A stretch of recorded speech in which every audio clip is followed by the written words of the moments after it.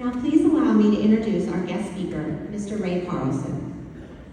Mr. Carlson resides in Lowellville with his wife, the former Lori Biscotti from Lowellville, who is a math instructor at Youngstown State University. Together, they have raised 3 children, Sarah, Raymond, and Emily Carlson. Mr. Carlson is a graduate from Lowellville High School in 1980. He graduated from the Ohio Northern University's College of Pharmacy in 1985.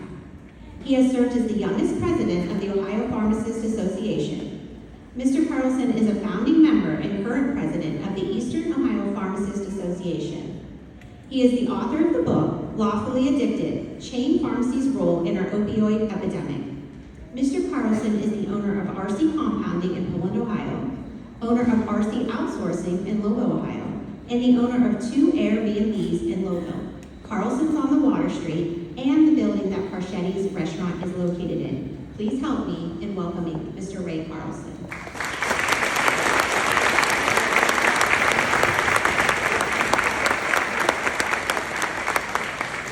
Thank you for the introduction. Members of the board, Mrs. Sawicki, Mrs. Perry, Mr. Hammond, other members of the administration, faculty, staff, families, friends, guests, and most importantly, the people sitting in front of me, the LHS class of 2024. Although I am not alumnus of Lowellville, my wife, her family, and our children graduated from this school, and in the last 30 years I have made this village my home. As a community member and a strong supporter of LHS, it is an honor and a privilege to be able to speak to you today. Before I get into the guts of my message to the graduates, I just wanted to make a quick announcement because this has seemed to come together just within the past day or two. Some of you are aware that my wife and I and our electrician son, Raymond, have been working about a year to get our Lowellville Bridge lit up. And so with the help of Matt DeStefan and his wife, Janie, Mark Gentile at MG Electric, and Randy Partika with Caslow and the Youngstown Foundation, tonight at 10 o'clock, the lights will go on. We have most of them in place. There's still a few remaining, but I believe my son will be down there to manually flip the switch at 10 o'clock in your honor for the Lowellville Bridge to be lit for the first time.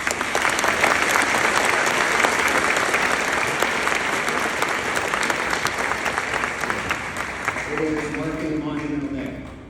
So today is a monumental day because it marks both the beginning and an end. After today, and with diplomas in hand, society will no longer look down on any graduate who tells their parents they are not returning home. Nor will society look down on any parent who tells their graduate they never want them returning. 44 years ago, I was sitting where you are today, not knowing if my family wanted me back. In fact, no one in my family attended my graduation ceremony, and no one cared that just the week before, I had won the coveted senior class party host award. I was working at Idora Park in the spring of 1980. Idora Park was an amusement park in Millcreek Park, for those of you who don't remember. I was a ride operator working at Idora Park in the spring of 1980. When the carnival side of my brain thought that it would be a good idea to host a senior class party inside my father's boss's empty mansion in Mill Creek Park without his permission. The home had 6 fireplaces. The home had 6 fireplaces, a whitish cream carpeting throughout, 2 cakes in the kitchen, and it was packed the night of the party. I might have gotten away with it had I not put my contact info on the maps that I handed out to my classmates. These maps littered the lawn of the mansion next door that, unbeknownst to me, was owned by my mother's boss. So anyway, you can guess the rest of the story. After talking to lawyers about the meaning of felony breaking and entering, and paying to have the carpet replaced, I survived graduation. I finished up the summer in Idora Park and I headed off to college. I graduated from ONU's College of Pharmacy in 1985 and nearly went bankrupt in 1988 trying to open my own pharmacy in what is now the Riverview Bar here in Lowellville. In the 20 years that followed, I changed jobs 11 times. I always knew I wanted to be my own boss, so one day I gathered up all the experience that I had gained from job shopping and I decided to try again.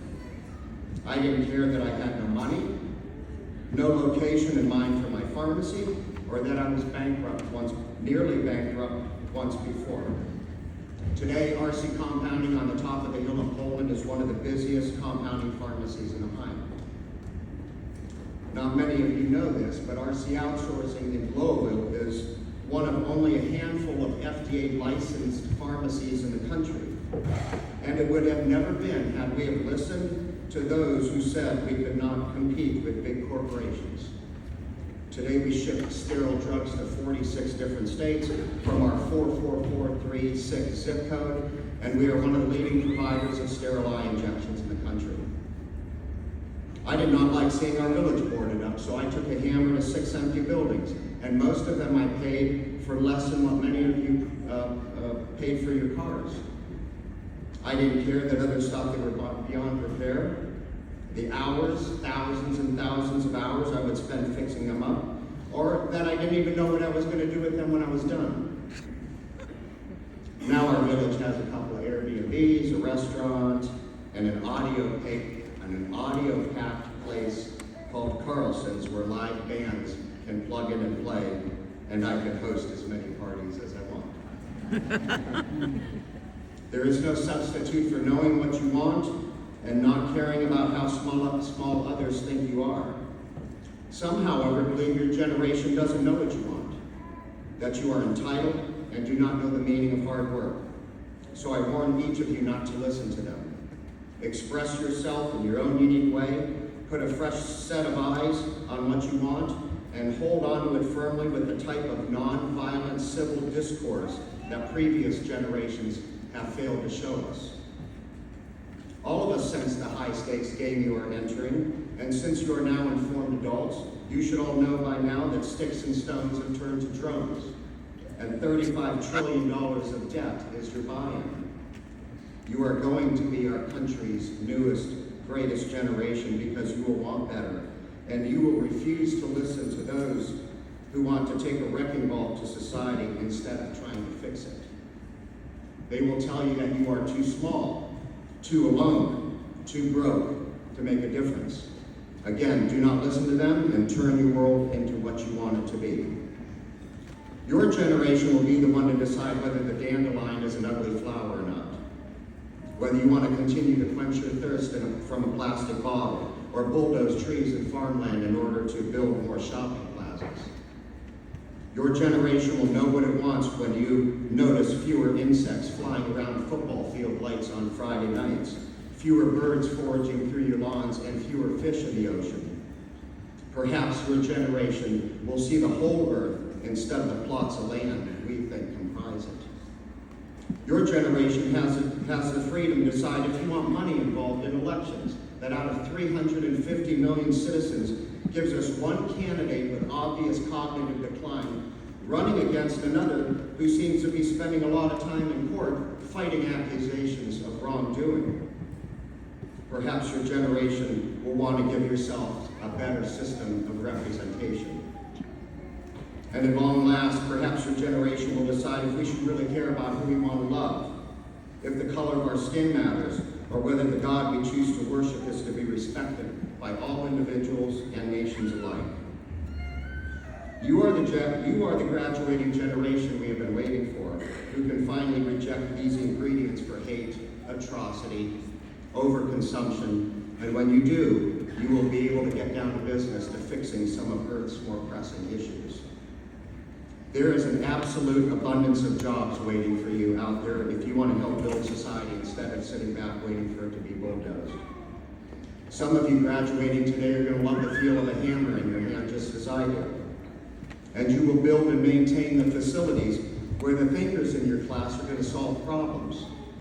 Some of you will need to manage and administer this activity, some to legislate and police it, while others give us music to relax to when our work day is done.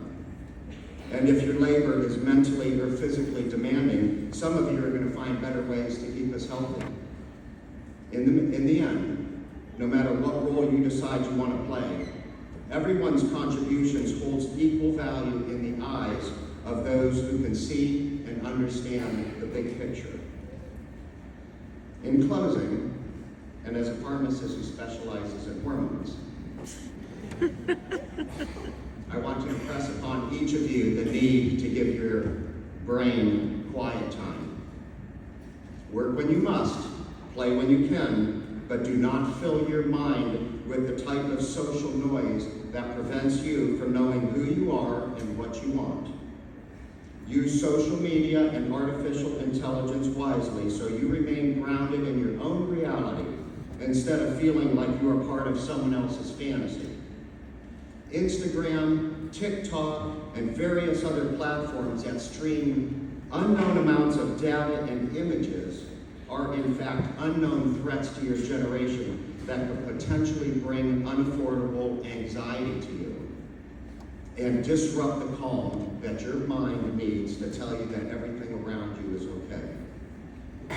Empathy grows in your quiet space when you give yourself the alone time you need to love yourself for being different and to forgive yourself for the humanness of your failures. If you deny yourself this fundamental right to your own mental well-being, you will deny all of us the beauty of your diversity just when we need it the most. After all, it's the confidence and diversity that comes from little villages like Lowellville that tend to have the most impact.